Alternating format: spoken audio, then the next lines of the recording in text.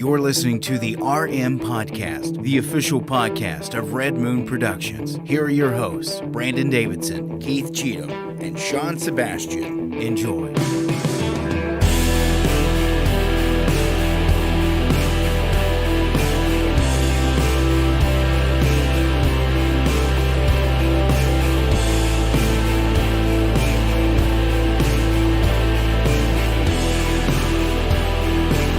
Welcome to yet again another episode of the Red Moon Podcast, live every single Tuesday night right here on all your favorite social media apps and websites and everywhere you can find live streaming video. Okay, not everywhere, but all the major platforms, YouTube, Rumble, we're on there. And you can check out our audio podcast live at midnight on Thursdays. I'm one of your hosts, Brandon Davidson, alongside our normal new host, Sean Sebastian. Is he going to say it this week? Cedric Creel. Wait, Cedric Creel? Yes, Cedric Creel. I'm not hearing it. Oh, the music's too loud. Cedric Creel. Creel? Cedric Creel. Creel? Creel. Like Creel? Creel. Like Creole or Creel? Like Creel. Krill, like Creel. The fish? Cedric Creel. You say the name, Cedric Creel. Where are you from, Cedric? It's a place far away, but yet close to your heart. Cedric. In like here. a couple different accents there. Always. It's a cacophony of accents. Yeah. Sounds like yeah, Adam it's one of Sandler. those. It sounds like Adam Sandler. Those cockphonies.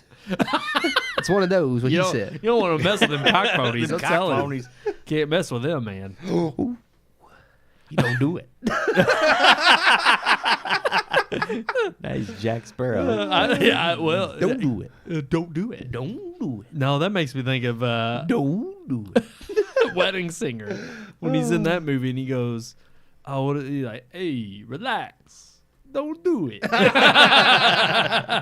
And then he looks at Drew Barrymore, gives her a look, and she's like, "No." And he's like, okay. But no, we got a great show. We got a packed show. We got tons of news. Oh, man, we always have too much news. Oh yeah, Right. the juice is What's dead. going on in Hollywood? Juice is dead. Well, that is news. I only put it out there because it's old news now, but you know Yeah. what? He was an actor. He was. And he broke out into the fame before he started murdering people.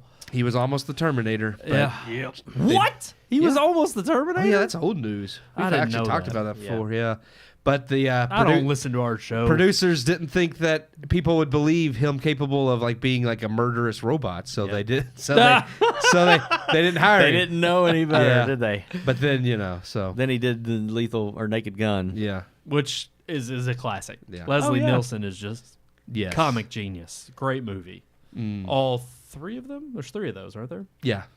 Naked Gun 2.5, and Naked Gun about to be 33 and a 33 and a third. third. They say they're about to be the remake with Yeah. Liam Neeson, and I actually am intrigued by that because Liam Neeson can do like the straight face, like he can do Yeah. the straight face comedy. I don't know if he can entertain me with it for about like 2 hours. We'll see. That's what I'm I saying. don't know about I don't that. know. Yeah. We'll see. I'm just he not can do buying it. Yeah. The only time I'll buy it is if at one point he looks over and he's like, I possess a I mean, very did good that set of video? Heck, I think you were the skills. one that sent that video with. Was it Pierce Morgan? No, it was not Pierce Morgan. It was Ricky Gervais. Yeah. And it's hilarious. It was pretty that's funny. hilarious. It was So. pretty good. But still, It's like, I don't I'll know give if him I a- can handle a whole movie of that. Well, that's kind of Leslie Nielsen. Yeah. So I Well, don't know. We'll see. I don't know. That's that deadpan delivery. I love it. Yeah. We're gonna find out.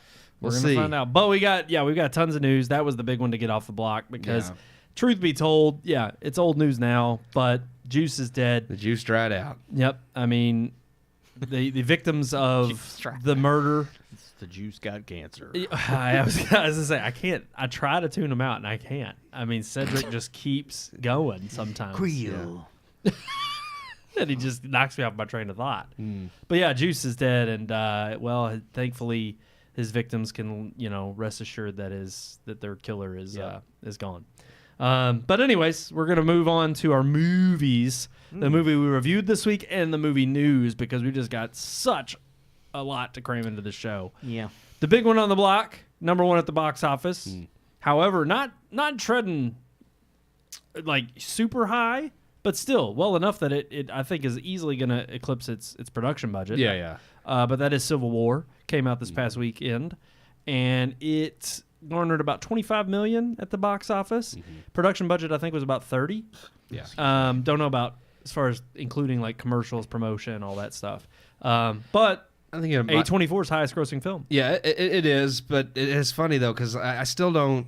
We'll get into it, but I don't know if it's going to trend upward in a way that it's going to be a huge financial success. I mean, they think so. I mean, I'm sure it'll at least break even, but That's part of what we're going to talk about. Sitting pretty good at Rotten Tomatoes right now, though. 82 critics, 77 audience. I know that's not. So what did we think of Yeah. it? That's Yeah. true. What did we think of the movie, and what is our review? Do we fit in with those positive reviews? Ours is the definitive the review. definitive. Yeah.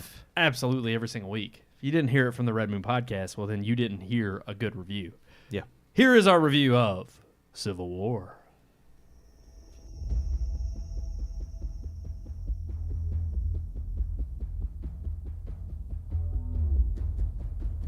The following is a review by Keith Cheatham. Topping the box office this weekend and setting a record for A24 releases comes the latest and possibly last film to be directed by Alex Garland. Famous for penning 28 Days Later and his directorial debut, Ex Machina, Garland continued to curry favor with critics with subsequent films Annihilation and Men. With a propensity for art house films exploring humanity and societal themes, Garland's works often praised as think pieces that tend to utilize shock value to dissect those societal themes, and Civil War is no exception. I say this insofar as the opinions of the critics go. While Garland's intent with Civil War was to shock and dissect socio-political themes, and if you ask the critics, it succeeded, I found much like each release after Ex Machina that Civil War is another milquetoast at best film paraded as the pinnacle of enlightenment. Following a famous war photographic journalist, Lee Miller, played by Kirsten Dunst, and her friend and colleague, Joel, played by Wagner Moura, aka Great Value Pedro Pascal, the pair embark on a cross-country mission to interview the president, crossing a war-torn America alongside geriatric journalist Sammy, played by Stephen McKinley Henderson, and aspiring photographer Jesse, played by Kaylee Spaney. The group encounter a slew of horrors of a nation at war. Shortly before Civil War's release, Garland stated he has no plans to direct again, and personally I think this may be for the best. Garland has had nothing interesting or meaningful to say on film since Ex Machina, and even if it had its pretentious moments, Civil War is simply put boring and meaningless. I've come to find many of A24's productions to be a hit or miss. They allow their directors artistic freedom, and from a purely filmmaking aspect, that's terrific. The problem has become, however, that because it's artistic or pseudo-intellectual critics label it as automatically amazing, and if you dislike it, well, it's because you weren't smart enough to get it. Spoiler alert, you're not stupid. There's nothing to get. It's a mid-level film. While most claim the film to be ambiguous when it comes to political sides, never revealing what has caused states to secede or which faction lands on which side of the political spectrum, even linking Texas and California together as the Western forces, there are plenty of not-so-subtle moments to make you fully aware of which political party the filmmaker thinks of as bad. The larger plot, however, goes out of its way to not give any details around the political climate of the film. This didn't make the movie ambiguous, as critics claim. All it did was create a film with no world building and no real stakes. I don't care for which army wins or loses. The film wants us to take the Western forces at face value as the good guys, or otherwise make you question who is good or who is bad. Because the world lacks any depth and we have no sense of what anyone is fighting for, there's no way to emotionally connect with what is going on. Leaning on the shocking images of the horrors of Civil War to elicit a response from audiences. It's a cheap way to elicit emotion, as the film offers nothing edifying to accompany the already obvious commentary that war is horrific. It's not just the plot that is hard to relate to, as I never cared about any of the characters either. Dunst's lead character is dull and unlikable, and she grudgingly mentors Jesse, who is annoying, dull, and unlikable. Though the movie attempts some emotional depth painting Jesse to be a younger version of Lee, complete with Lee generically rediscovering her heart through Jesse, and Jesse learning as a journalist how to harden hers, the emotional payoff is ultimately lackluster, as I never grew to care about either. Great Value Pedro only ever comes across to me as Great Value Pedro. Hell, they even cast him as a character named Joel, for goodness sake. Sure, the production design is good and the cinematography is the best aspect of the film, though even it isn't particularly unique compared to other dystopian works.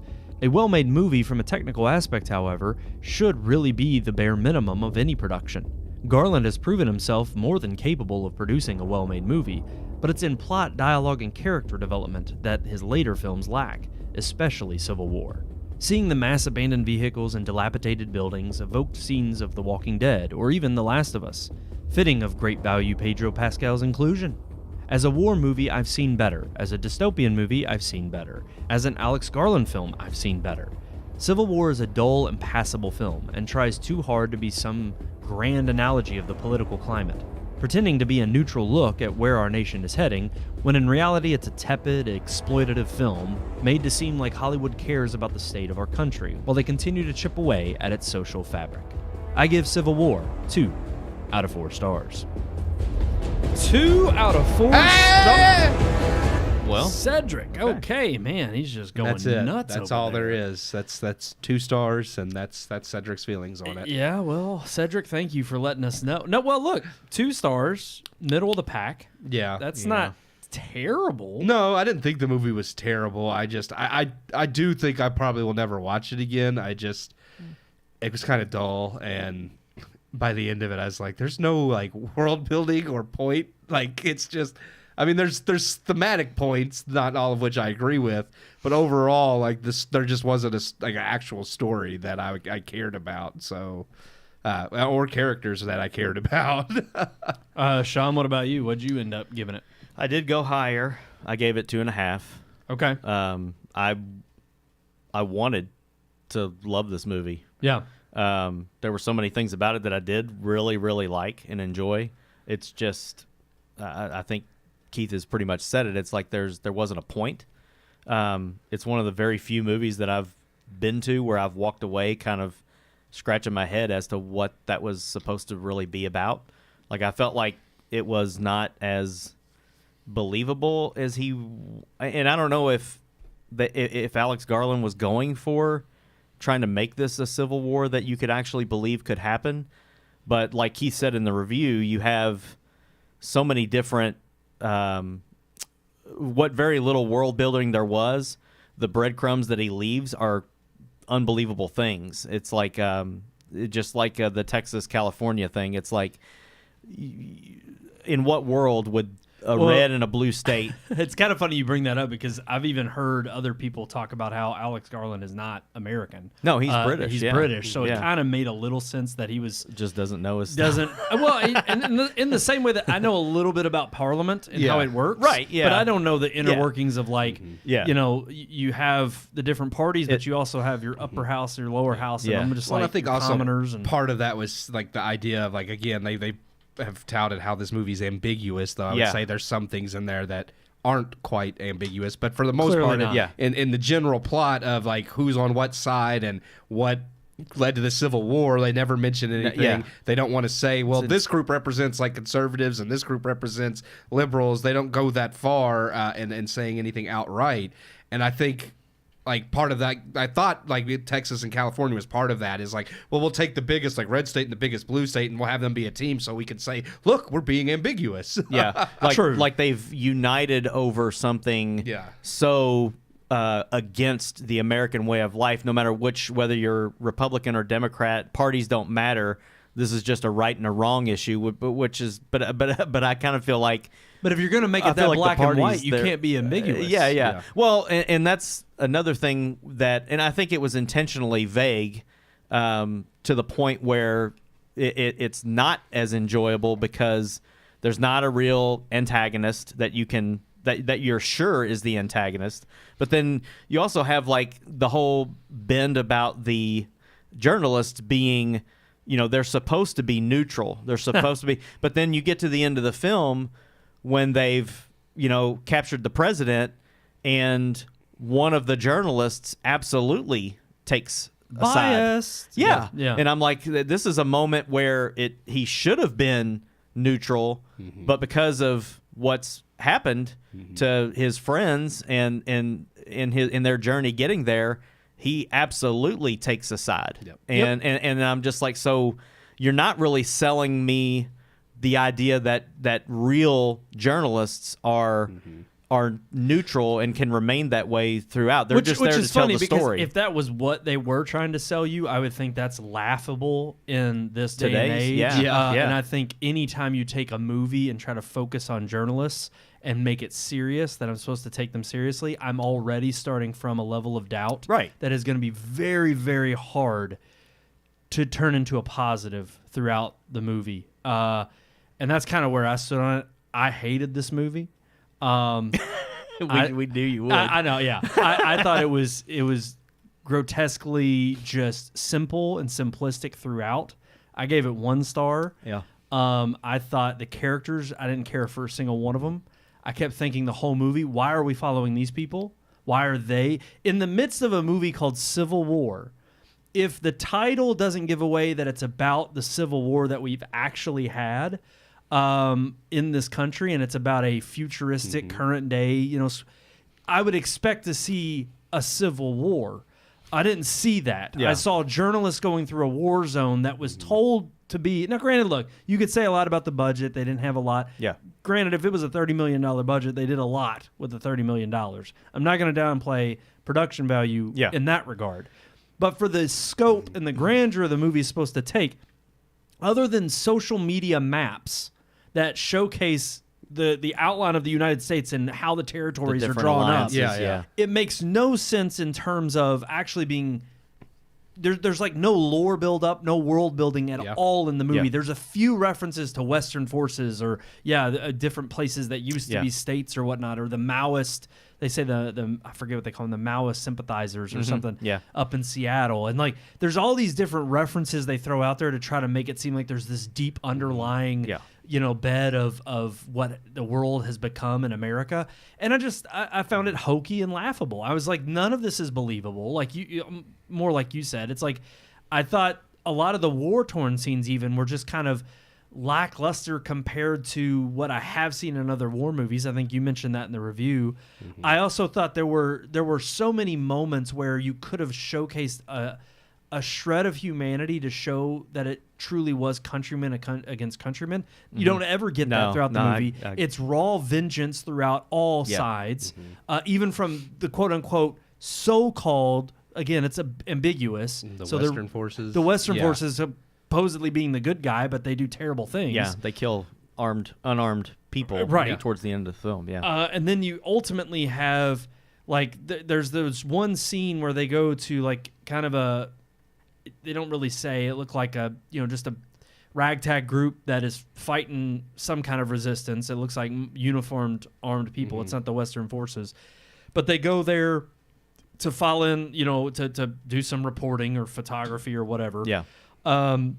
And at the end of the scene, it's this visceral. They carry out prisoners, set them up in like a firing squad line, and then they all back up, and then this like machine gun just mows them down, and it shows the look of the girl taking pictures, and this you can see out of focus this guy who's shooting them, and like just mowing them down with this grin on his face, and I'm like, look, it's one thing to make that kind of, visceral, out of body evil, emotion when you're talking about something that is a terroristic act of people that are somewhat detached from who in common day society. Like there's some kind of maybe resemblance or some way of me evoking an emotion of like, oh, I see where he's coming from, even just a tinge of that. There was none of that in this movie. I never felt like this movie spoke to me. I never felt like it was believable enough that I jumped on the bandwagon and thought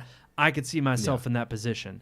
It just was completely, I don't know. I just felt like it was everything that he wanted to hint at as far as a social commentary in any regard. He just ratcheted it up to 11 and kept it there the whole film. Yeah, I think at the end of the review mentioned it being kind of exploitive, and I do in that regard like agree with you there in the sense that if if the like all the horrible things you see and then the photography is like the shock value they create to like, this is like, look, this is where we're leading the Civil War, look, this is how horrible, but I don't feel like it was effective in that way. Like you see like in Saving Private Ryan when you see the death and destruction, I felt like that's a reminder of this is what war looks like, this is ugly. This didn't feel to me like even in, just real quick, one little side note with that, even there you somewhat have the societal and cultural relevance built in of America good guys, Hitler, Germany bad. Yeah. Like there's a little bit of a jumping off point there,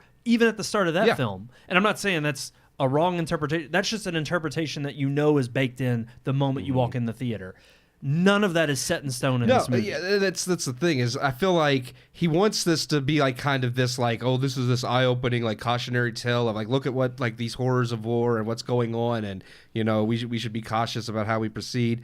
But it really was almost exploitive in the fact that you don't have the hope or any of the things that you can root for either.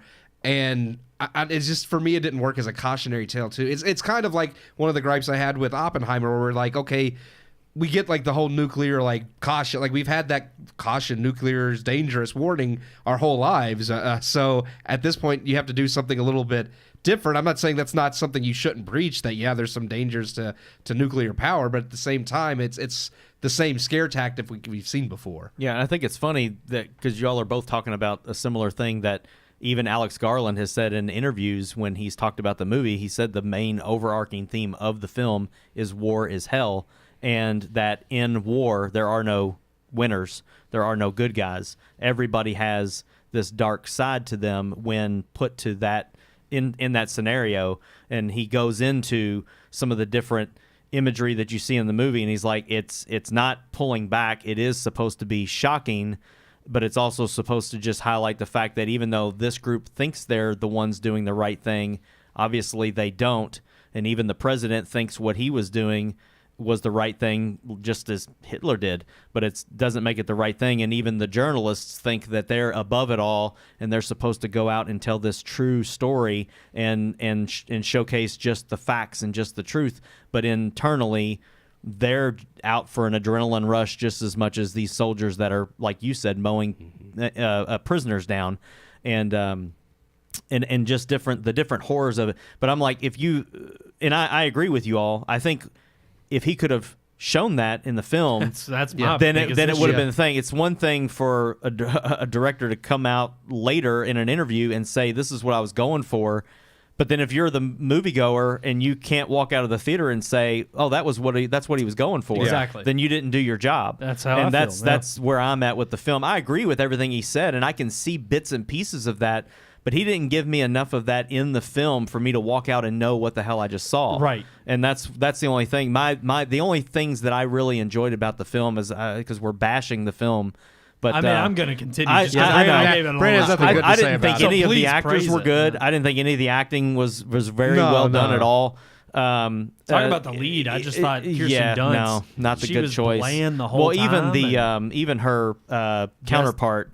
Great Value Pedro. Yeah, yeah. I was like, I've never even seen this guy before. I was like, it's like somebody's got to get a start everywhere. But I'm like, and this guy was Joel. weak. Yeah. And then he had like that girl. I was like, this is just Great Value Pedro Pascal doing The Last of Us. But cinematography, I thought the cinematography in the film was great for a war film.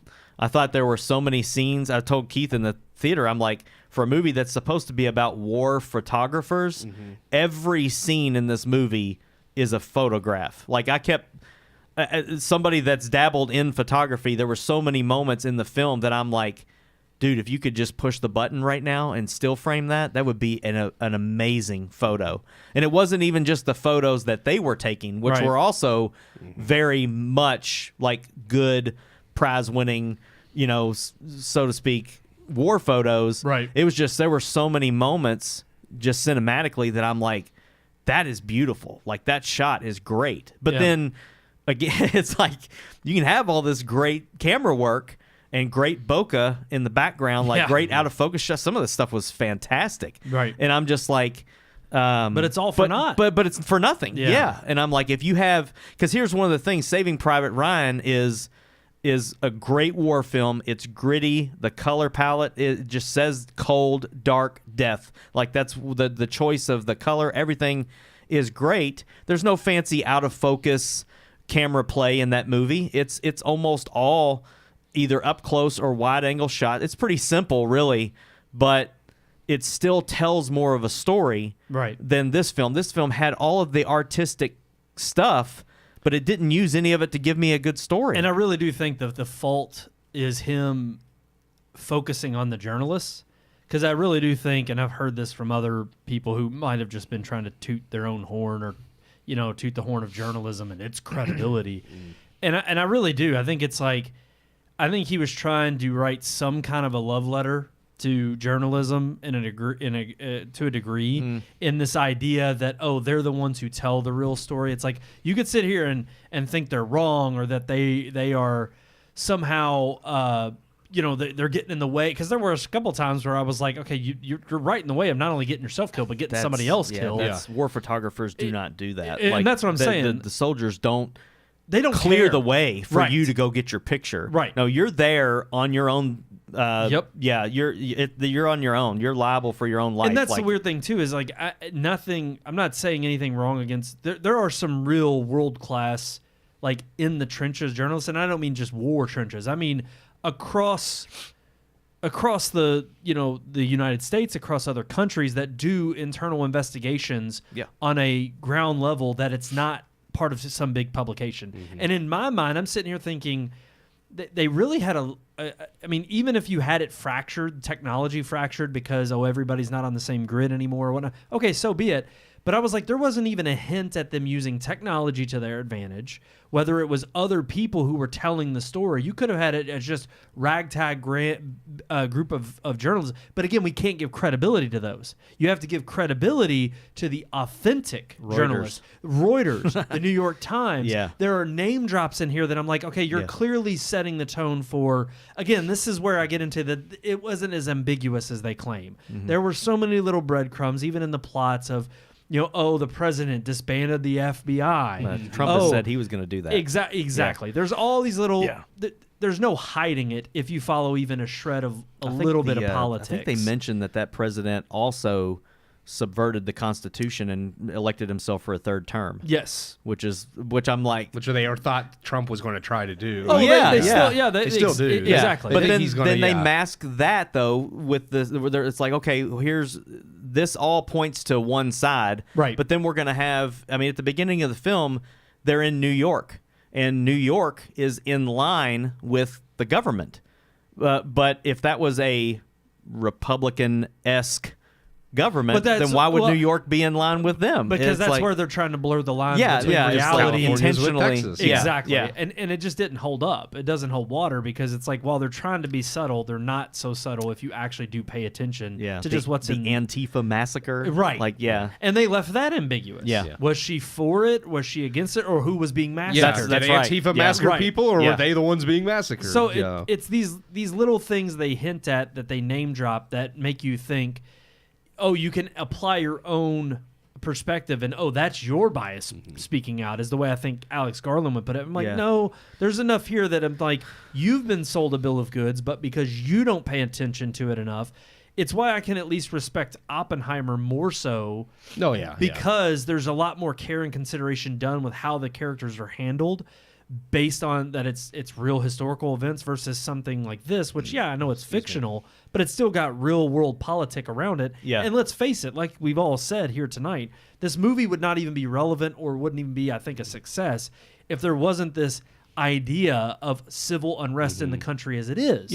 So to be that dishonest or disingenuous about approaching it with a group of people that you think are somehow going to be the voices, I'm like, no, that is your group of journalists that are on the ground that have no affiliation. Those are the ragtag group of people that get the word out, not these official yahoos that are staying in a hotel that get in with some militia group and then start taking photos for their own, whatever purpose. And that I mean, again, I say whatever purpose because that's not even clearly explained. They're going to get an interview from the president, and you somewhat see the motivation of that revealed in the end.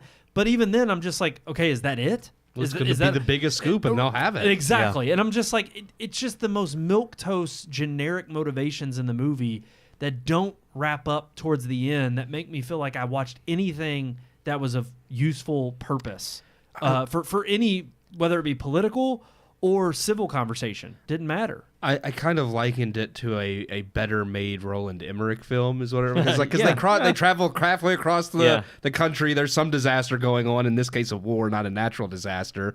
And I'm just like, I just felt like kind of the depth of story and character felt like that. It just wasn't as bombastic where like the whole world's falling apart and you got tsunamis coming and they're driving cars through like bricks and stuff. I mean, it wasn't that crazy as a Roland Emmerich film, but no. And honestly, there was a lot in terms of just even the basic elements throughout, like certain set pieces that they were coming up on. They were predictable. I don't want to give too much away, but there's a scene where someone ends up driving in with their car to help them at the last minute. Could have seen it from a mile away. Yeah. And then of course it leads to someone's death. And then even in the midst of that death, one of the most jarring parts of this film to me was the choice of music in certain spots. There were just times where I get what he was going for to try to be very, I don't even want to say edgy. It was just, I found it annoying. There were just times where the musical choice was jarring and I think it was he was going for off-putting. something like somber yet like pensive, but I don't think that quite. It did not match at all. If you're talking about the music during like the scene with the fire and embers and no, such. not that one. Okay. That one just tried to evoke emotion I didn't have, and that's why I found it laughable. The one that really I have to go back. I probably won't. I'd have to go back and watch it. But no, there was a scene where it was it was supposed to be a somber moment, and this it was a guitar riff or this hard rock kind of like music. It uses it at the end of that scene to transition into something else. And even throughout the transition, I'm just like, this does not match at all. Yeah. I do not know what he was going for here. It sounded like somebody literally stuck a random music track in the middle of the movie, and I was just like, that was terrible. The music was in several scenes was a poor choice. Because I'm thinking, I said something to Keith in the theater about one of them, but I can't. I'm drawing a blank on where. Well, I think it was actually at the end of the film when they catch up to the president and everything's over. Yeah. And it's like this music that they're playing. I'm just like, what is this? Yeah, you want me to think that this was a tragedy, but you're playing this like upbeat, happy-go-lucky. Well, and that honestly and I'm is like, what that's where it's kind of sells it to me that it wasn't a tragedy. Yeah. Based on, again, there's like little notes like that where I'm like, this is, to me, it's pretty obvious the message he's peddling or selling. But again, because there's too much that he doesn't commit to in terms of what story he's telling, it's left too open. Oh, I know. And too open-ended to the point where it's just such a disappointment. Yeah, I would have almost rather him took sides openly. Absolutely. Like, because at least I could give it a poor rating in that regard because I'm pissed at it. Yeah. I mean, you got the Western forces storming the White House, which was very reminiscent of January 6th, in my opinion. And I'm like, but you flipped it around. It's like one side's not allowed to do that, but the Western forces are allowed to do that. Well, then that's when there's actual civil war going on. I guess, yeah. And now the president is quote-unquote a bad guy. Yeah. I mean, again, and even that, I say that because, again, I think that's the way the movie portrays it. At least in my mind, that's what I felt. Or maybe it was supposed to be ambiguous. Maybe the Western forces are the bad guy and the president was good. Though I agree, I don't think the movie tries to play that. Yeah. No. And there's just so much about this movie that I get the wide swath of where we're all coming from. I didn't have, to me, it just by the time the credits rolled, there was not enough to save it for me. I was just like, wow, I'll never watch this again. Sorry, that's just where I landed. Yeah. But I mean, I got out of the movie and I knew people at my church, some guys in my men's group that have talked about it and stuff. And so I posted on Facebook. I was like, saw the movie, and somebody commented from my men's group and was like, I was kind of looking forward to this, but I don't really know. And I was like, after seeing it, I'm kind of indifferent. I said the cinematography and sound were top notch, but the story not so much. And he replied and was just like, I'll probably just wait for it to come out on video then. And I'm like, that's where I'm kind of at now, is like the only other time I'll revisit this for the aesthetics, because there's lots of films that I just don't care for, but I'll rewatch them again if I'm bored one night. And it's like, I'll watch it again when it comes out that I can download it or whatever. I'm not going to buy it. I'll just go flat out say that. This is going to be an illegal download because I'm not buying this movie. But I've already pre-ordered Dune 2 on 4K because I will buy that movie. You can take my money. No, I didn't get the steelbook. Oh, come on. I don't have the steelbook of the first one, so I didn't want it to they're not still match. selling it. I know, but I'm not going to buy it twice. I think they're coming out with a new steelbook for the first one, so you can just get that Maybe one. they'll have a box set. I don't know. That'll be when they come out with Messiah. I'll pay for good movies. I'm not going to pay for the bad ones. So, and Keith, of course, our official review there, 2 out of 4. Yeah, I mean, 2. I guess I think some, like Sean said, the technical aspects. I thought like there were good technical aspects, but yeah, I just didn't care enough about the story or characters that I feel like I'll really revisit it. So yep. I agree. Yep. Alrighty, guys, we're gonna move into our headlines segment because we got a ton to talk about. Yeah, so we do. Let's just roll that open.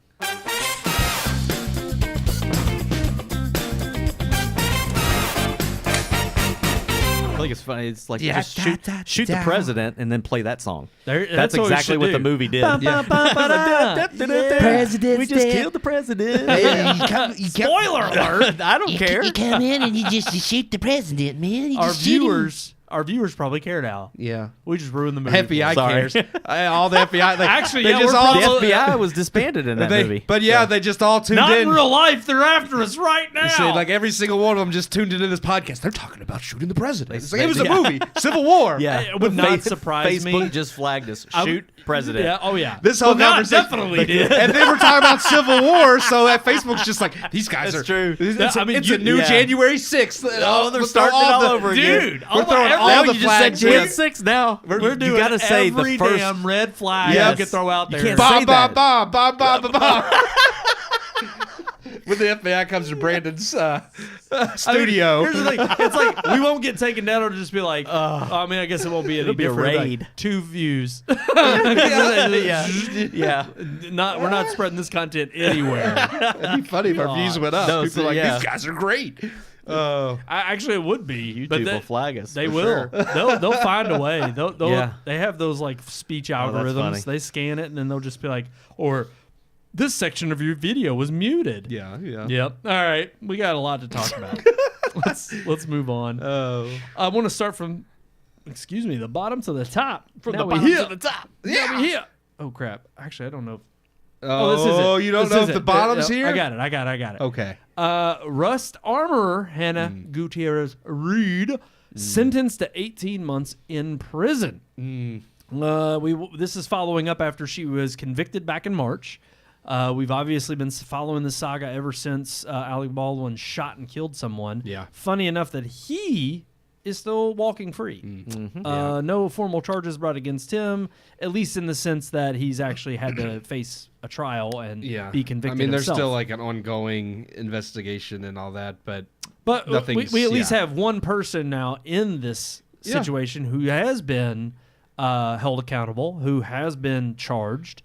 And I do think it said they were going to try to appeal. Of course. Which, I mean, of course. But and sentenced, sorry. And I do think, they finally, I did think they said this was the max, I think, sentence, like which, I mean, I'm fine with. I mean, you killed a life, 18, like that's a little over.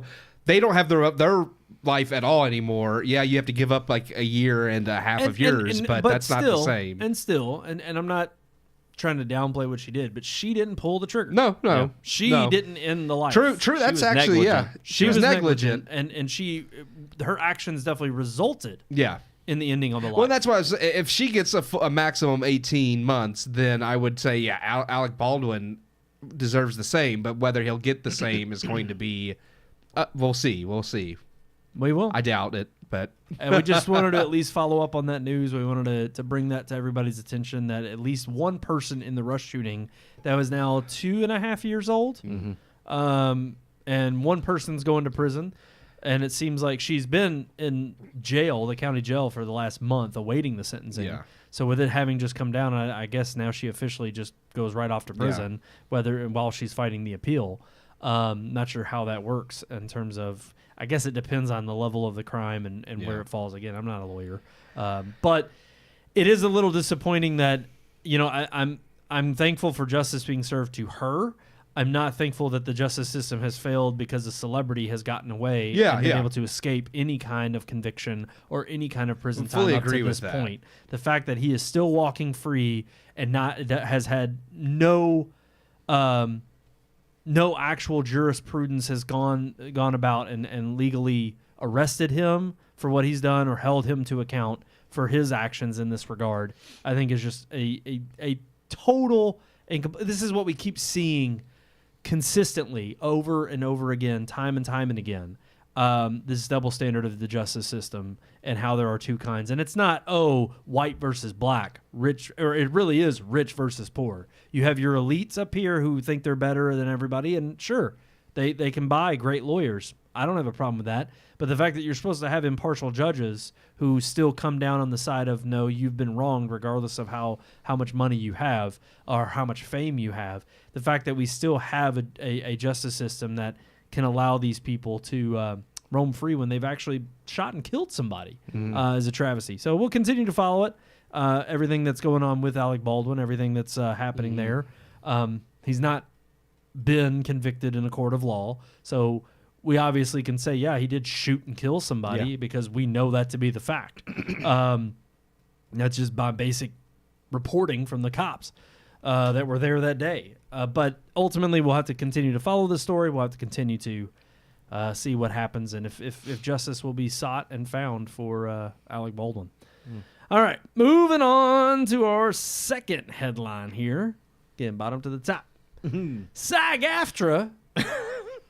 Man, I feel like we've talked about SAG-AFTRA for like and years. more child protocols, safety protocols. Safety protocols, yeah. I More think, things for Hollywood to ignore.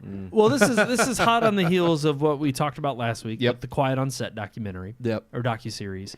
And I just wanted to bring this up because, Keith, it was you who sent this No. article. Sean Oh, sent Sean, you sent it. You read it and had made a comment because you made a comment about it's interesting that they have certain stipulations they want to be pushed upon the industry to change it, but certain things are optional with regards to these child safety protocols. I didn't know if you wanted to expand on that any. I was trying to find the quote. Because they were talking about as far as like social workers, teachers, people that like are working directly with the kids, like when they're not filming, like those like have to have background checks. I was looking for the exact quote too, but then it said that it would Producers give are optional. It didn't flat out say they were optional, but it says they have the option to force everyone who works on set to go through a background check. So, which I thought is funny. So it's like, shouldn't everybody, like, yeah, I agree, like any teachers or whatever social workers are dealing with the children, yeah, obviously they should have background checks, but honestly,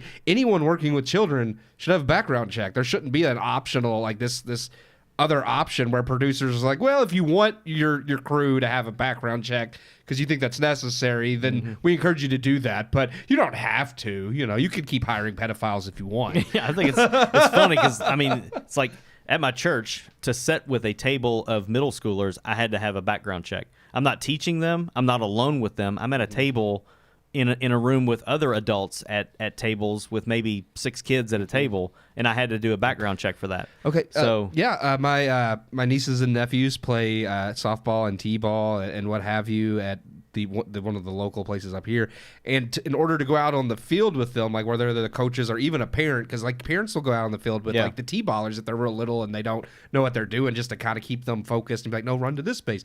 But you can't even go out on the field with them anymore without a background check. And there's all kinds of people like staring at the field, whether adults or, you know, what have you, but you can't do it without a background check. So if that's the case, if all these other places that constantly work with children require background checks, you would think, yeah, Hollywood. And I did find the article where it says, right here, it says Rodriguez, which is the chief contacts officer that was talking to AEW or AEW's wrestling, EW from SAG-AFTRA.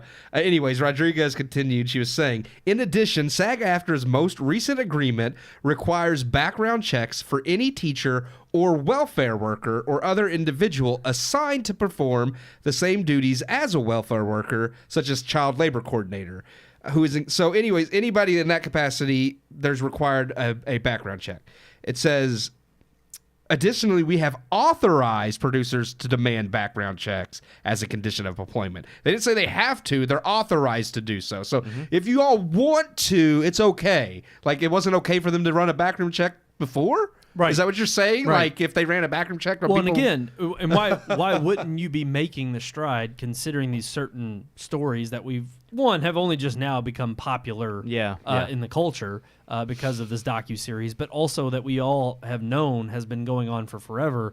You wouldn't stipulate that this is a necessity now, working on any production involving children. I mean, the fact that they continue to contest any kind of most allegations and that, all these productions are typically cultivating a healthy atmosphere for children. But then, of course, when it's staring directly in their face of these instances where it's like, no, this will carry out even further beyond just the maybe shadow of a doubt somebody has or even the goodwill that someone may have on a set. This will guarantee to most people that no, we are following proper protocol, and we're going to make sure that we don't have any predators on our sets to potentially bring forth, these harmful acts on these children. I mean, it's sad. I mean, two things can be true at the same time, and I'm at a point where it's sad that we have to go and nail down that far into this type of matter to make sure that children are not harmed in that capacity. But let's face it, this is the world we live in today. And not only are they exploited for fame and celebrity status, thinking, way younger than ever understanding exactly what that means, but also they are exploited in such a way for these evil, sick adults' attention and pleasure, such that they are just thrown out like trash after they're done and used, or they're thrown aside if an adult or a producer is done with them and doesn't have any more use for them.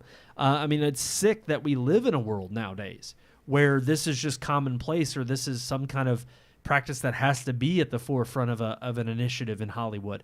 But look, at the end of the day, Hollywood has been the ones that have over the last few years had the problems with the Me Too movement, have the problems with their so-called diversity, equity, inclusion, all these things they want to implement. Look, the target's on your all's back. If you all weren't doing these things to begin with to these children, then this wouldn't have to be something that has to be laid out in front of you as stipulations. And to me, I just think it's a little too late. It ultimately is not really addressing the problem. Too often these days do we see these kind of overarching implementations of these vague goals to try to say, we're setting forth a precedent that's never been set before, and it's only ratcheting the bar up a little bit. One rung when you know you should go 10.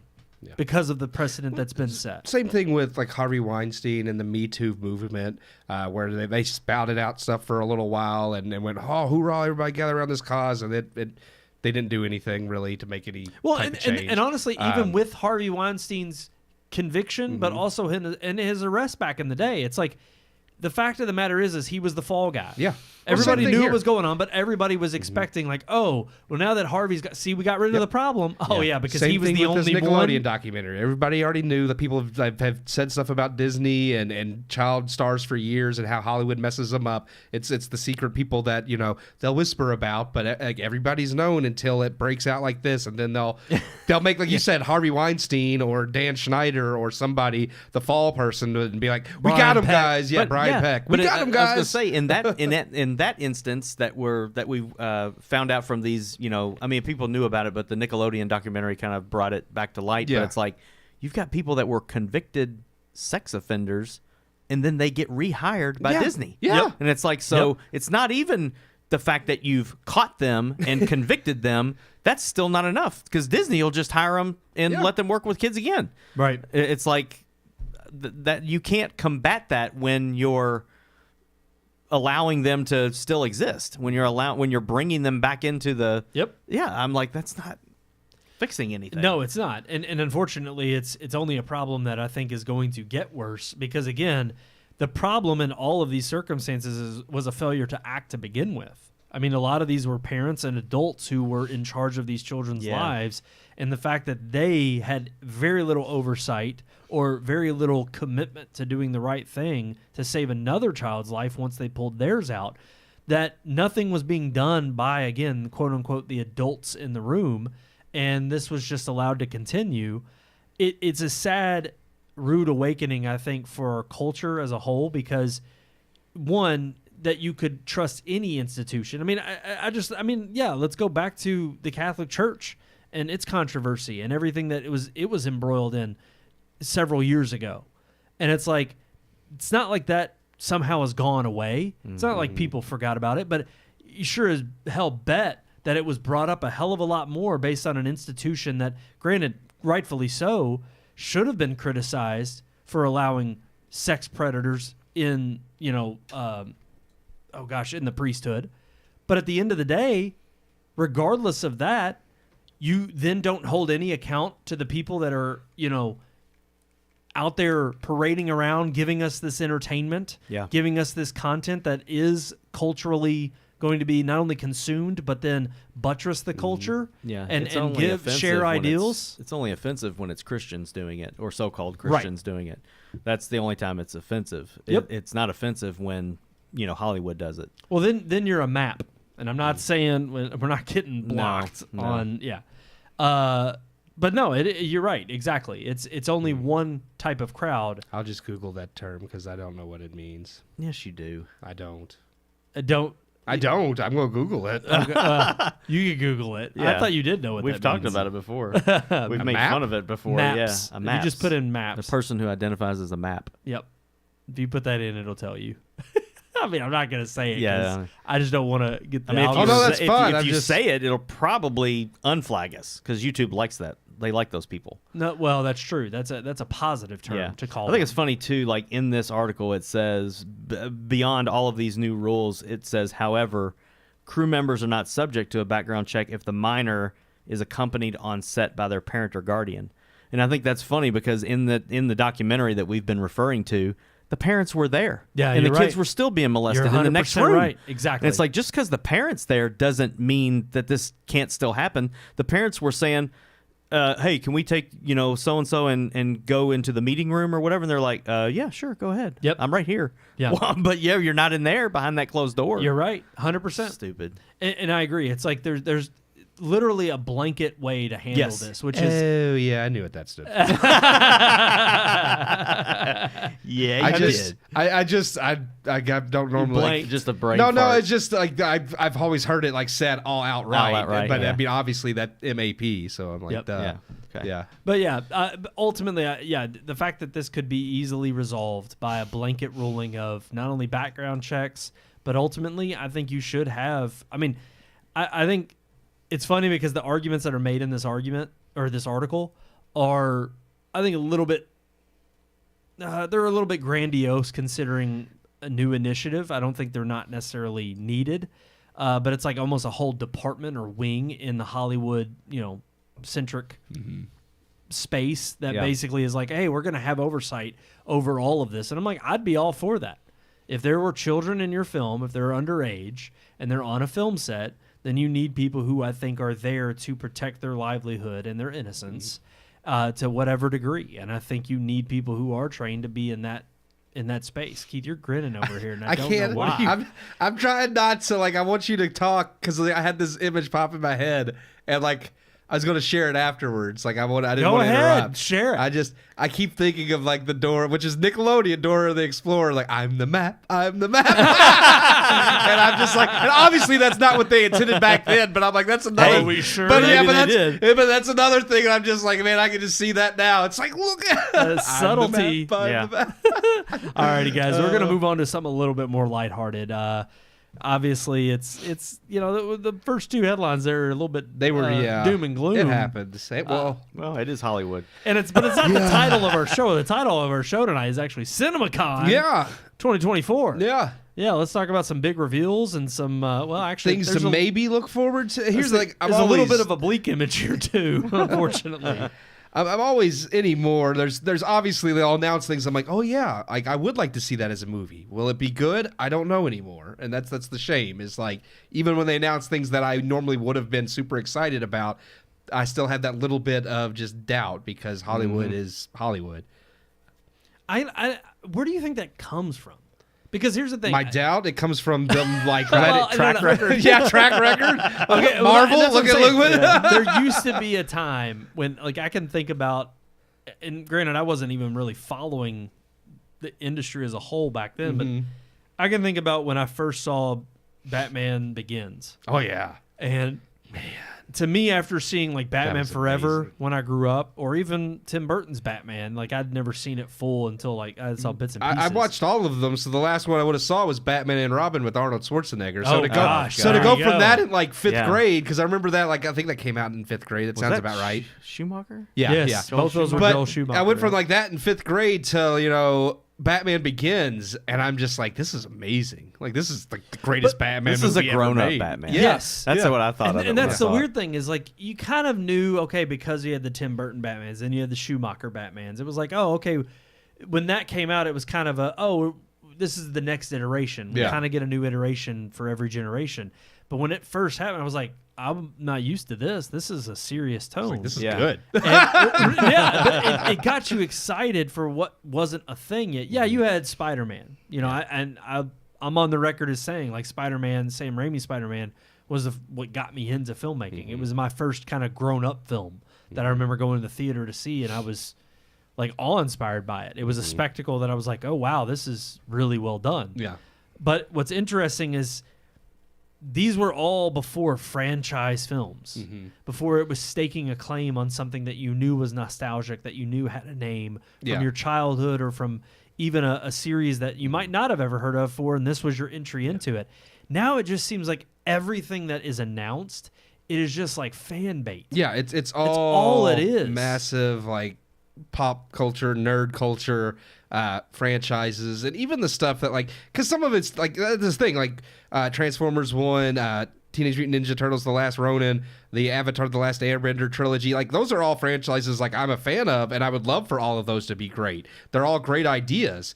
But that's the thing. Is this Paramount's list here? Those are Paramount's. Okay, Now yeah. there are other movies like they did like Moana 2 from Disney. I don't care about other stuff. But those were all three Paramount that they had already hinted at being in the works. And it's like, okay, Transformers 1 being an animated movie. I'm like, good. Let's get away from the Bayverse and maybe do something cool with that. Hopefully, The Last Ronin's an awesome comic, like Teenage Mutant Ninja Turtle, like mature graphic comic. So the R-rated movie is a cool thing. I'm like, oh, that's cool. They're doing that if they do it well.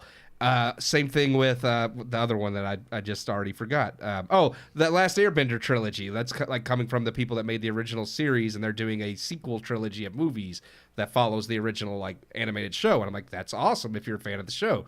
But they have to also be faithful to those properties and make them well. And that's where I'm like, I just don't trust Well, and that's Hollywood where to do that. I immediately go into, again, another remake. We got the Running Man remake. Now, Yeah. granted, Edgar Wright's attached.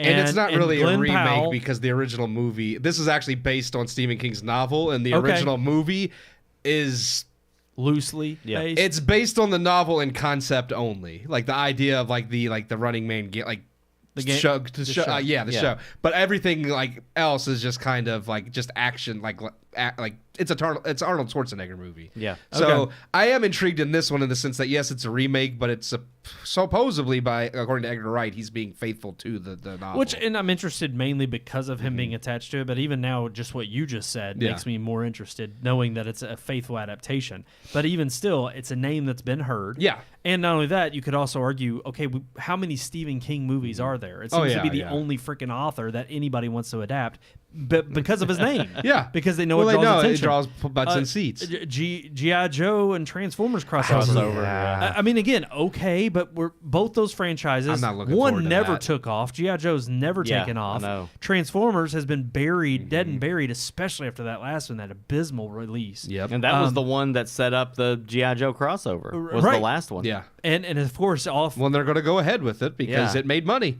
Yep. Sadly, people went and saw it. And especially off the offshoot of what Bumblebee was, which was supposed to springboard it back into good Right. light. Yep. But then you got the Gladiator 2 footage, which I've heard they say epic on here. Yeah. That to me is editorialized. Yeah.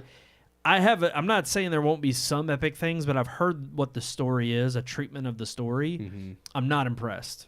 And I've even heard some people say, why has this got Gladiator attached to it? Other than a loose connection to the original. I heard it was Joaquin Phoenix's son or something. Right. Yeah. But so to me, even the story and what I've heard as like the basic synopsis, it doesn't.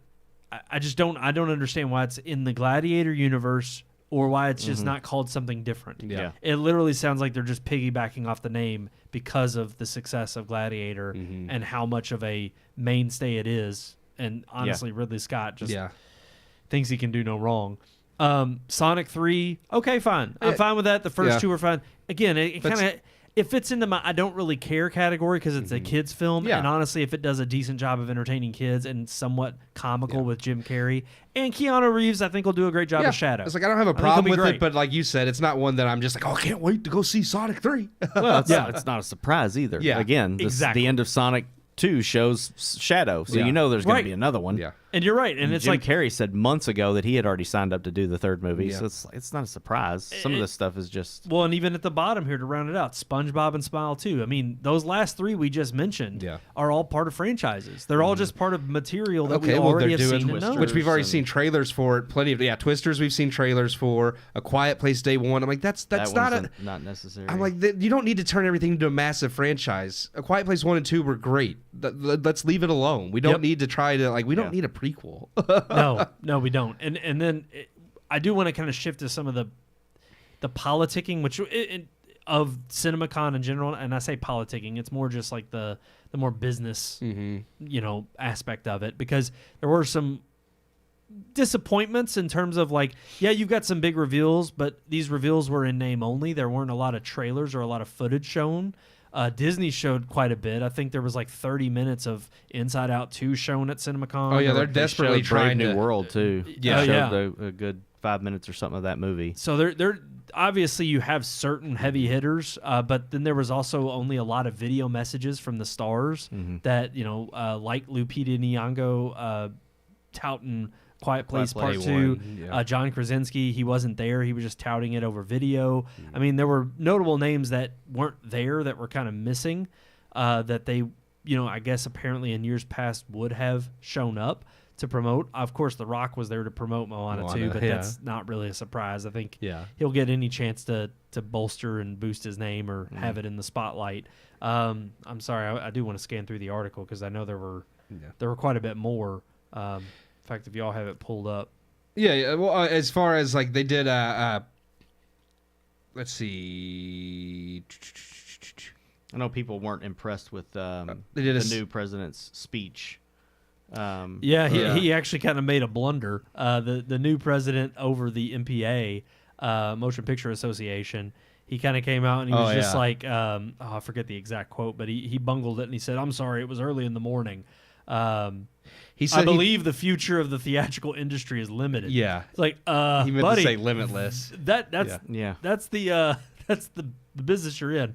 Yeah, and of course I misspoke, but still, kind of funny that it's like, dude, it's not it is your first rodeo under this, banner of being president of the organization. But considering the year we just had of cinema, and considering that this year, even he mentioned a lot of what is coming is more on the lookout for 25 and 26, not 2024. 2024 is not going to be a boom. They said that this would be like like they mentioned, like being a rebuilding year for at NATO, which is not that NATO we've mentioned before, National Association. Although who knows with the way the world is going? I mean, it could be a rebuilding year for the other NATO too. But it is. It's a lot of things that people were kind of. Everything people already knew about. Yeah, like you said, people already knew about almost all these projects. It was a little lackluster, and again, they're all, like you said, not coming out for a couple of years. They did say they did a sizzle reel of Disney's Snow White, and that does interest me only, and then I want to know how they've tried to salvage this movie. Like, I know this movie's still going to be terrible. The fact that they had a sizzle reel at CinemaCon and no one has mentioned it. Yeah. Nobody's talked about it. It's a movie that was supposed to have already been released. Yep. And they're doing a sizzle reel because they're heavily refilming things. And I'm like, I can't wait to see how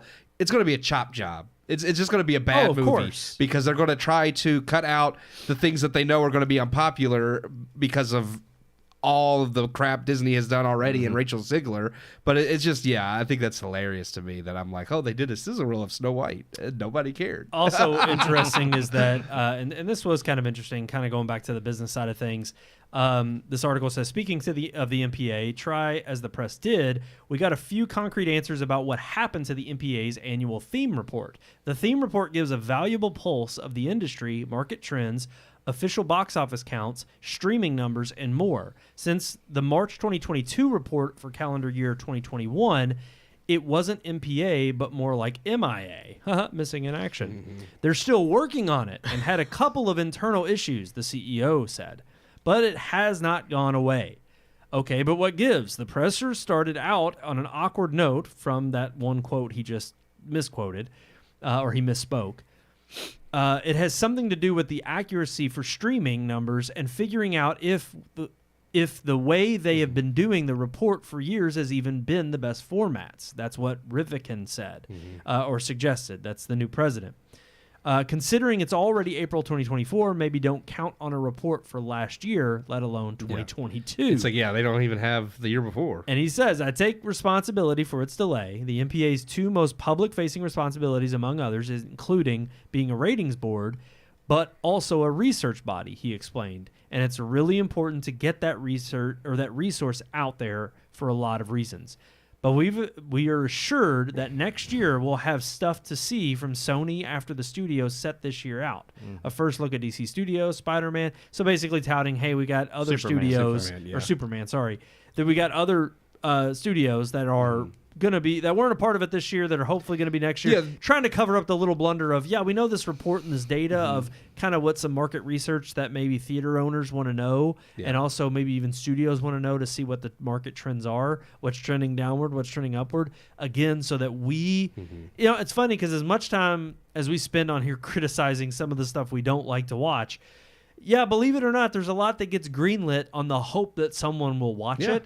But there are people, producers, especially your executive producers in big studios, who want to know, is this actually going to sell? Well, and the theater goers who are relying on people to come to the theater, or the theater owners who are relying on people to come to the theaters, want to be like, we want to know if you're producing movies that people actually come to our theaters to watch. It's like they're suffering because, and it's funny because it's like, okay, in what position, what job? Like it's been over a year. It's like it's time for the now. It's the time for the 2023 report. It shouldn't take 2 years to make a report, even if you do have to change like how you analyze certain statistics or it's streaming or whatever. If I told my boss and they asked me to do something, they say, "Well, you'll get it in 2 years." I don't think. I'm just saying, I don't think that's going to cut it. Sorry for the delay. Now, granted, and I haven't looked this up, and I may be. Well, I'll plead ignorance on this. I really don't know because I haven't done a lot of research into the MPA. But I'm not sure, is this body funded? Is the MPA an actual standalone organization that just does this by virtue of, is it like a nonprofit? Is it a for-profit organization that is in conjunction with all the major league studios in Hollywood and they fund it? I don't know if this is, because I know they rate films, so some part of it has to be somewhat, I would say, disconnected with, where somebody could just come in, pay a bunch of money and say, well, we don't want our movie rated that way. So there's got to be some kind of disconnect from the higher ups, but I really don't know that in terms of is it even though they've presented this data and this research in the past, is it that they're obligated to? It may be a nice thing for them to do, and they still want to do obligated. it. And he mentions on there it's our responsibility, but is it responsibility in quotes? Is that something that you take on because of your organization and that's what you're expected to do? But are you legally obligated to do it? That I don't know. Yeah. And that's where it's one of those situations where we can give them crap all we want and even say it's hurting the industry overall when you leave this, when you leave the research on the table or not let it, be exposed, because it does. It seems like something shady. But ultimately, because it's no secret the movie industry has been hurting over the last several years. But is it one of those things where it's so necessary to the inner workings of the movie industry that, is this just something that they're crying foul or another thing they can blame as to why numbers haven't been up? I think could be that too from the industry perspective. I think it's more of a thing for them. It's another thing for them to be able to hide behind. Just like you talked about how Disney doesn't include ESPN in their streaming numbers. It's like one of those things if we don't reveal the numbers, then you can't we can't Yeah, It's you just don't like see how bad things It's are. like we can hide it. It's like we Yeah. can continue to lie and be like, Yeah. oh, no. Disney's doing a lot better than you think because we're not going to show you what their Right. numbers really are. And that's my only question is I don't know, is it to their detriment or to their benefit Yeah. withholding certain information? And ultimately, is it one of those things where, oh, are they waiting for a rosy $10 billion a year theatrical, boom that they're like, oh, by the way, here's those numbers that we've Yeah. been holding out on. Sorry. And it kind of gets rushed, Yeah. swept under the rug because nobody cares anymore. Because, hey, look, we just had a great year. So again, kind of politicking there on the side of the, obviously when you come away from something like CinemaCon, you want to talk about all the great movies that are to come out. It still seems like a majority of what's on the horizon is going to be for the 25-26 year Franchises. But we mentioned, no end in sight. Yep. No end in sight. I mean, nothing piqued my interest in terms of just being, and generally that's how I think it's going to be moving forward. Unfortunately, you're still going to have even tentpole films. Yeah, or I mean, indie I'm not temp- opposed to that, but Well, you're going to have your tentpole films, but you're also going to have tentpole indie flicks that I Yeah. think come out, garner enough praise from word of mouth and from just the general populace that you're going to have those breakthrough hits every once in a while that come out and people are just like, I want to see more like that. And then sadly what you're going to see is something like A Quiet Place. Yeah. It's like, oh, how do we turn this into a franchise? yeah. Oh, okay. That's now Well, what yeah, their it's like, new secret sauce is. What was that? Talk to Me, the horror film was good, and they're talking like already doing that Yeah. as a franchise. Yeah. Smile too. We just got confirmation that I mean, look. Talk to Me maybe could be decent sequel. Smile 1 wasn't good enough. Like it was fine. I didn't hate it, but it wasn't good enough to warrant a sequel. No, Yeah. it wasn't. And even Talk to Me is done doesn't so need a well. It sequel. doesn't Yeah, need yeah. it. It'd be better if it It'd did. be like one of doing a those- bad Barbarian sequel. Like Yeah, why? yeah. Oh, well, don't give them any ideas. Please don't. That was a great movie. Blumhouse was one of the that's one of the production houses that I was really thinking He wasn't there. They're only going to do these one-off films, and they're all going to be decent. Even that one that I sent you all the trailer for today with James McAvoy. yeah. I'm just like, that looked like a really decent movie, another Blumhouse movie. But it's like, I don't want them to, because Talk to Me was a Blumhouse too, wasn't it? I think so. I can't remember and if so it was or not. Smile. I thought that was Blumhouse also. It wouldn't surprise me if it was. Which I think. What is the one you sent us again? What's it titled? Speak No Evil. Speak Yeah, No yeah. Evil. I think Yeah. it's a Danish horror film that came so out it's kind in of 2022. doing the is it Let Them In? Oh, Let the Right One In. Let the Right One In. was That good. because that had a That was remake. amazing. Yeah, An that was a American vampire movie, right? Right. Yeah. Had Chloe Grace Moretz in it. Well, Yeah, no, the American- remake That's did. the remake. Right, the American That one version. was just Let Me In. Right. Yeah. Yeah. Let the Right One In Is the original, is the original. Swedish movie. I Let believe, me yeah. let me in was Yeah, the. yeah. I thought it was called Let the Right. I One thought it In. was called Let the Right One In. It is. No. The remake's just called Let Me In. I don't think so. Mm-hmm. Please look that up. I don't know if I that's a just different did. movie. Let Me In, 2010. Okay, with Chloe Grace Moretz. Mhm. Okay, yeah. It Yeah. just Let the Right One In sounds way better. That's because Why'd because it was a better movie. That's I what- never saw Oh, the Matt other. Reeves. I didn't realize Never he saw the directed original. that. The original was great. Actually, yeah, I Yeah. did know he did that. Yeah, I forgot. Well, I mean, I probably did at the time, but I just didn't realize that he did that. But yeah, okay, yeah, that's. It seems like maybe that's what they're doing with the Speak No Evil. Let Me In wasn't a bad movie. It was just wasn't. kind of dull compared to. I felt like the original just had the better emotional punch. I mean, for the time that it came out, Let Me In, it wasn't bad.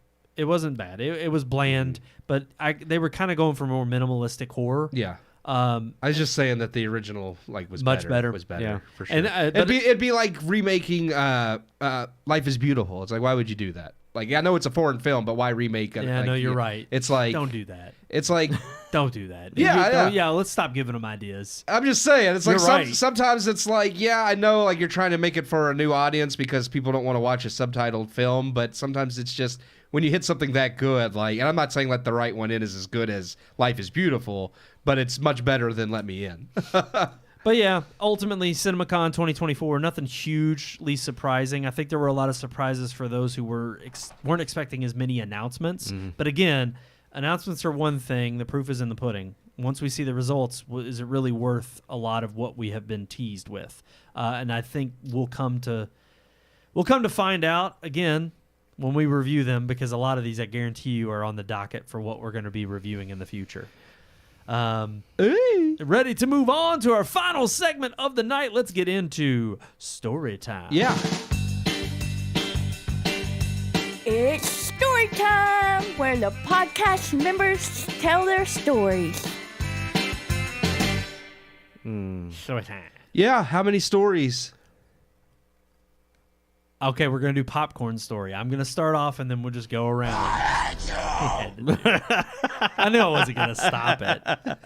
No, we're gonna, you know what? Spring is That's here. the only one tonight so far, I think. No, okay. I would say he's like the freaking movie producers. You give him an idea, and he's going to take it and run with it. We'll run with it. Turns it into a We'll run franchise. with it. Yeah, Star buries Wars. it. They're already Sequel after sequel. Disney already did that, but hey. Yeah. Yeah, well, I will forever still love it's like, you know what? The prequels, yeah, compared to the original trilogy are crap. They have a charm but about them. I will forever love them more than Disney Star Wars. So. Oh, absolutely. Yeah. I didn't like them then, but I like them now. Yeah. Disney It's like Disney made me like the prequels. Isn't it sad? But it's so. I mean, because here's the thing: as many plot holes as there may be that they later filled in the gaps with like Clone Wars and yeah. other stuff, it's still like there's a charm, but there's also a cohesive There's still- beginning, yeah, middle, and yeah. end. Yeah. Like there is a story that's built up. 7, 8, and 9. Yeah. Talk about what I wish we could go back and re-review and Yeah. re-talk about on the podcast. Because I know we praised those when they came out. Yeah. And, man, I regret that so much. I do. Mm-hmm.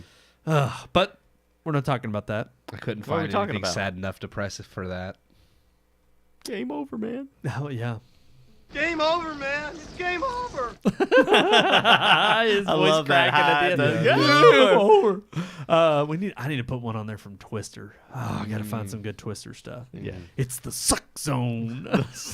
Oh, that'd be a good one. That would be yeah. Yes. And I don't know how often we could use it, but finger of God. Yeah. I don't know Not where we very would often. use that. Oh, that was the evil bill would be a good one too. That- yeah. Yeah. And I I don't killed know. him. I don't know. Yeah, I don't know for And I sure, killed but him. Yep, that would be a good one. Oh, there's so many. He's like, We it's got already. cows. Stupid movie, man. I'm still telling you, I saying- can't believe Spielberg did that. Tommy Lee he Jones. didn't do he that. produced He it, but he didn't produced direct it. it. Yeah, he didn't Let's direct say. it. I don't think Spielberg would have produced a movie and put. Oh, what was that band at the end? It's Humans Being is the song. That was Van Halen. It's Yeah, Van yeah, Halen. yeah. I just. Oh man. It was Spielberg wouldn't have Van made a Hagar. movie. Oh, there it is. Van Hagar. It's Van Yeah. Hagar. It's not Van Halen. Humans being shine on, shine on. I loved that song when it Oh, I came out. know. Dude. I ain't had gonna the lie. Twister album. Yeah. Jan the de Twister Bont soundtrack. directed it. Who? Jan de Bont. Really? Jean de Bon. It might be Jean. I don't know It's who. It's Jan, which looks like Really? Jan, but it might Jan, be no, Jan. it's So Jan. weird, dude, because With I thought Jan that was one of de Bont. Spielberg's movies. No, I knew he didn't direct it. I knew he produced it. He Yeah. might have even just EP'd it. I don't know if he actually like had any handle on that movie because it was Is around. he? I don't it even know if was- he was a producer. Oh, he's not attached to it. I'd have to go. Let me go to IMDb. Yeah, I was, IMDb 's I was not- looking wow. at the Say, where did I producers. get Steven Spielberg? I mean, here's the thing. Swore he- Kathleen Kennedy produced it. That makes and more Mike sense. and Michael Crichton wrote and Michael produced. Crichton? Or Crichton. He wrote the book. He wrote. He wrote the book it was based on. Was didn't it based on a book? I mean, Yeah, he I wrote don't the think it Jurassic was- Park book, but Yeah, I don't think it was based on a book. but he either. also wrote just movies. Like he didn't. Like he'd also like I don't think it was based on anything. Really? I think it was an original. he like- just came up with the movie. Yeah. Now the only movies he did based on books were Jurassic Park and Congo. But ultimately, it would make sense that you would think Steven Spielberg was attached to Well, it. he wrote those books too. Like Wait, Michael Crichton right, wrote right, those books, right. but he also helped with the screenplays for those. But Spielberg, at that time, I mean, think Jurassic Park. I mean, you think these summer action flicks, blockbuster yeah. movies. It fits right in there with it. It does. You- For but sure. but yeah, I mean, I hate to say, I think if Spielberg had directed it, it might have had a little bit more levity and a little bit more, a little bit more. I love how our story time turned into Twister. I know. Yeah, what's the story It's time not even segment? I'll get to that in a sec. I just want to finish my Yeah, point. go ahead. I just think that Spielberg would have brought probably a little bit more sanity to the movie that I wouldn't have enjoyed it as much. Yeah. It would have made it too serious and too down to earth. And what makes Twister such a great movie is that you have about, in the span of like a week, they're in Tornado Alley and they run into like 6 different tornadoes, Yeah. and they're all different types and different. It's just a great summer blockbuster. Yeah. And freaking Bill Paxton just Yeah. knocks it out of the park. Yeah, he does. Of course. I mean, unrealized idea. Unrealized. That was wasn't Bill Paxton, Carrie but- Elwes. Carrie Elwes. He's saying it to Bill Paxton. Yeah. And there was, I mean, They're Hill, so Philip good. Seymour Hoffman, Yeah. Helen Hunt. I mean, Yeah. It's so it had good. the names, you know. That's right. Uh, It's already here. That was Bill Paxton. because no one really, I would say no one really knew Philip Seymour Hoffman at that time. Nope. So, like, he wasn't as big. No, he Yeah, wasn't. yeah. He was just getting his start. Yeah, yeah. Yep, Dusty. All righty. Story time. Story time. I love that movie. I love that movie. No. He's a Dusty. like they're best friends. Yeah, it's just like good old Dusty. Good old Dusty. Oh, man. It's like, Kurt, give me a kiss. And he jumps in the van. Oh, my gosh. Loser! Moving on. I love it. All right, no. All right. Story Yeah, time. story segment. time. to share? We got Story 10 time minutes left. segment. Yeah. We're talking, it's springtime. We're getting into summer. We are talking about a great subject. Tornadoes. We all like to experience and know so much about Tornadoes. fishing. The time you went fishing. Mm. I go That's right. fishing all the time. I don't go a lot, but I enjoy it when I do go. Yeah, yeah. So much that I go down and I noodle for bass. That's professional. Yeah. That's noodling right professional. there. I'm telling you. You're noodle good at for it a too, ain't bass. you? I'm just telling you, man. He You goes don't know down what to, you're missing. He goes down those boat docks at No Land, grabs like the little crank machine with the cat food, and just sticks his hand in the water and pulls the carp out. That's it. That's it. Yeah. The ones that just sit there waiting for people to feed them. That's it. And I'm like, I got a fish. I got one. It's sucking on my finger right now. So that's how you noodle for a carp. You're just like, Yeah, yeah. stick your finger in their And they mouth. just kind of come straight up to it, thinking Yeah. you're gonna feed them. But no, I really do. It's like every year. I think, it'd have to be the past 5 years, because after the 3 laps, I got 3 more years. But I buy a 3-year fishing license every time it comes up. It's just cheaper for one. Yeah, But I don't go as often. Usually it's like me, my dad, Yeah. my brother-in-law, and my brother. We all go when we can. The problem is just finding the time to go. And we usually try to pick like a Saturday morning. We all get up early. We'll meet over at my parents' house. yeah. You know, my mom will make like sausage egg, breakfast sandwiches, and like we'll eat that before we head out, and then we go and we fish for about 3-4 hours. We used to take out a canoe, but it only seats about 2-3 people, and since there's 4 of us, it's like, yeah, we ain't trying that. But we used to go out on canoe, go down a couple different. Yellow Banks was the place we would go all the time, go fishing out there.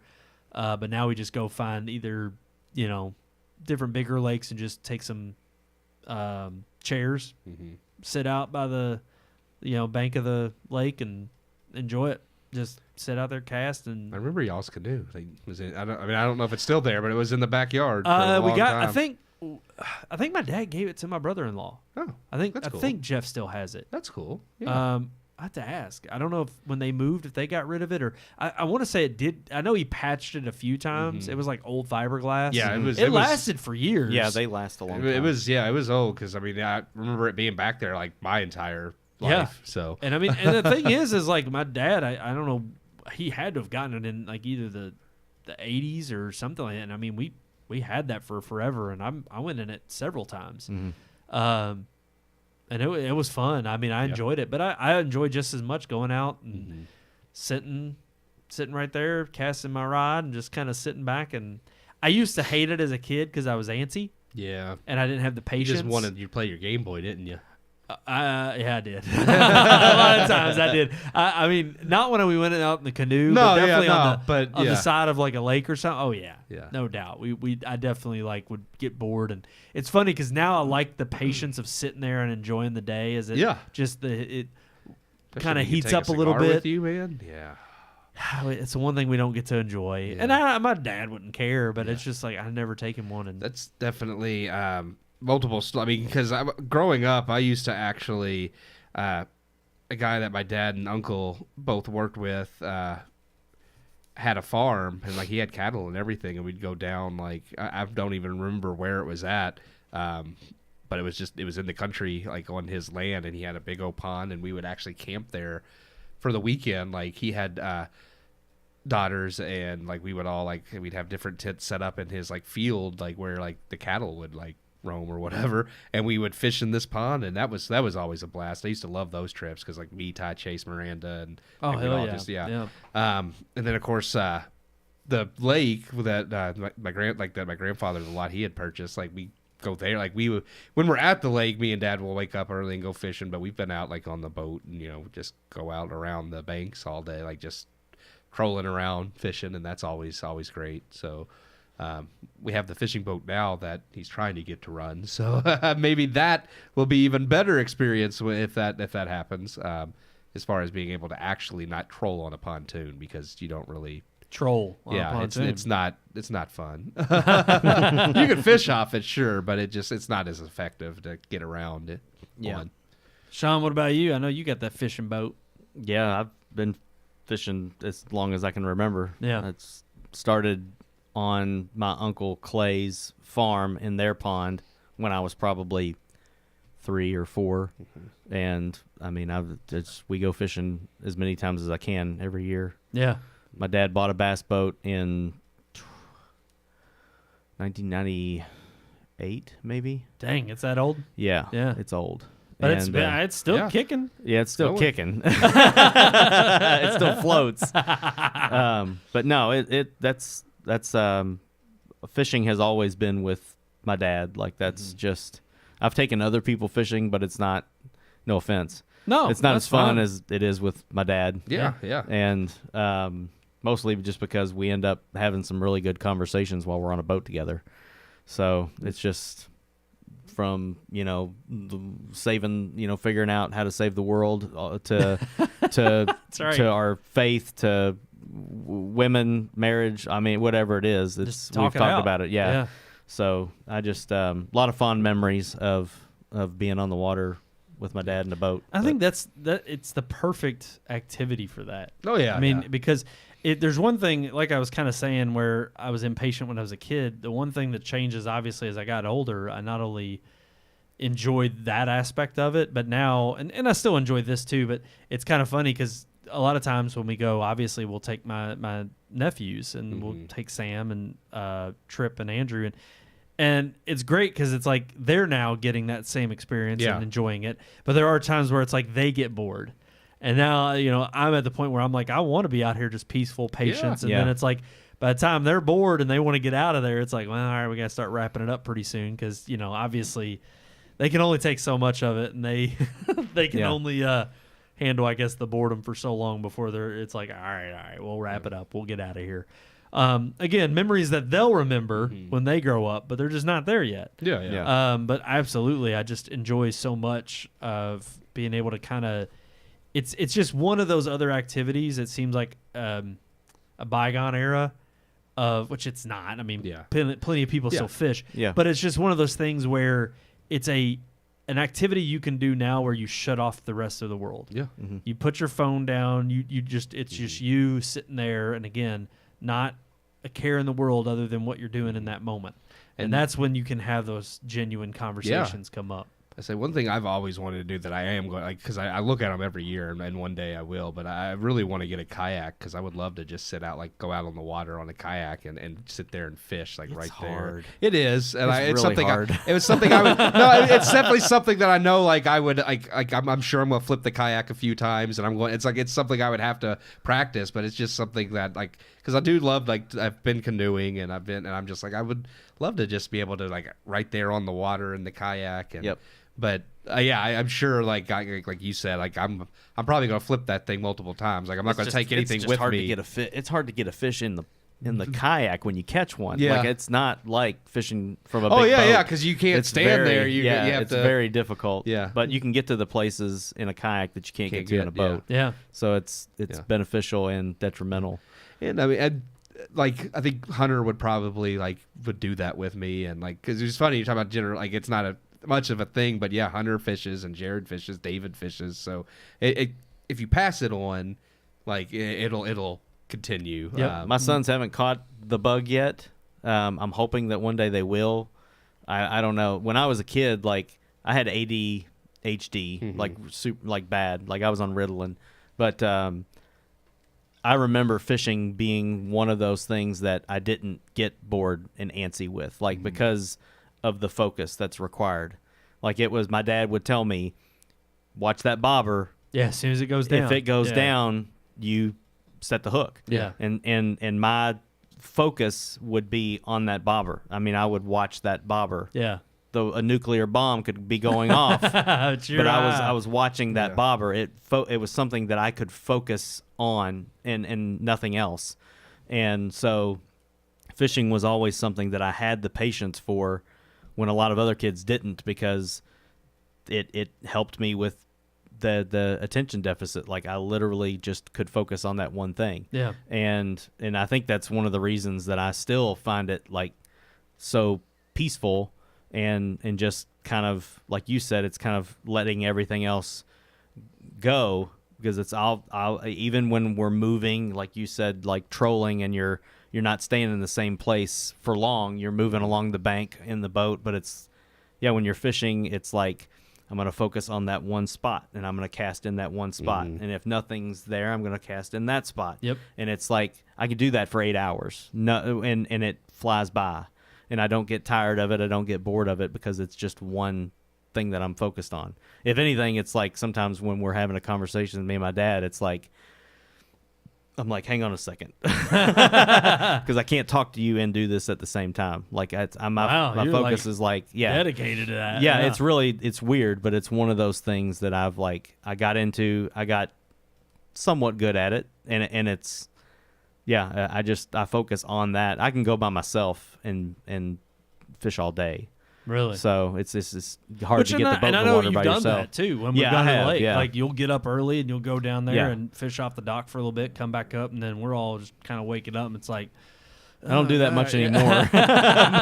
But we've all gotten older and we sleep in. But no, I mean it's just an activity that, it's leisurely, and at the same time it is kind of methodical, and you could do outside and like you said, enjoy nature and enjoy a beautiful day. Like, I mean, I like just like sitting out on my back deck, like smoking a cigar, but if you could actually be like out on the water fishing and it's weird. It's like I do somewhat associate it to hunting, although I've never formally been hunting. Yeah. But it's a different kind of, because it's a game sport. It is. But it's a fishing in my mind a little is bit more relaxing. More relaxing. I feel like hunting, it is sitting and waiting, but it's a lot more like you got to be ready and ready to go whenever it happens. Whenever there's a deer that crosses your path, but I don't think it's any less relaxing. You don't catch the fish. But fishing, like whereas hunting, you're just kind of. I guess that's different. I don't bobber fish anymore. I don't either. I put the weight on it and I'm feeling it. Yeah. And if I feel that tug, then I wait a little longer. Sitting and waiting. Yeah. I don't fish that way anymore. Yeah, so that's why I feel like fishing may not, like, I mean, I still say it's relaxing, but because I'm not, like, I don't know, the sitting and waiting and hunting is kind of more relaxing, because I watch the trees, I watch, like, the wind, and, like, you're just enjoying yourself, and then if you hear, like, some leaves rustling, you look over and you're like, oh, is that something? Oh, no, nothing, that's a squirrel. Then you see a deer come out and you take a shot and miss it, and you're like, time to go home. It's like I just scared. Time to go home. Shot my shot. So. Because at that point you've scared everything around you, so there's no point. And I think the main thing here is I'm missing a rifle. I need to get a rifle. But you know what? That being said, we'll talk about that on a different time, because now we've talked about maps, we've talked about rifles, we've talked about January 6th, we've talked about every red flag topic issue that could probably get the FBI listening. Hunting, fishing, and January 6th, Civil War, and everything. Let's just all of it, all that matters. Donald Trump. Yep. Alrighty, guys, that's going to do it for this episode. That was it. That was the final straw. I'm trying to think of one more thing I could Ron DeSantis. I don't know. He's not relevant anymore. He's not on the radar. Isn't it sad? He's just off the Yep, that's it. He's off the map. Yeah. I love DeSantis. Love DeSantis. That was good, though. I do love him. That was good. And hey, he went back down to Florida. He's still doing a great job down there. Alrighty, guys. Let's start that Florida alliance. Yeah, that's right. That's right. He's going to start the real. Now we're back to Civil War. Yeah, I don't want to talk about that. That's going to do it for this episode of the Red Moon Podcast. Like you can every single week, and we would expect you to. Okay, we can't say expect. I would hope. You do it. You get on there and you do it now. All right, listen to Keith. Like, share, subscribe on all of our favorite social media accounts. Red Moon Book on Facebook, Red Moon Tweet on X, Red Moon Pics on Instagram, and of course search for Red Moon Productions on YouTube and Rumble. We appreciate all the love there that you can give us. And there is that old-fashioned way of reaching out to us. Yeah, email. Keith. Every time. RMPodcast at redmoonproductions.com. I swear, every time he says it, just, oh, man. A little cold chill in the summer heat. Ooh. Alrighty, guys, that's going to do it. Thank you all so much for tuning in. I'm one of your hosts, Brandon Davidson, alongside our normal new host, Sean Sebastian. And Cedric Creel. Cedric Creel. He remembered his name. Creel. He remembered his name.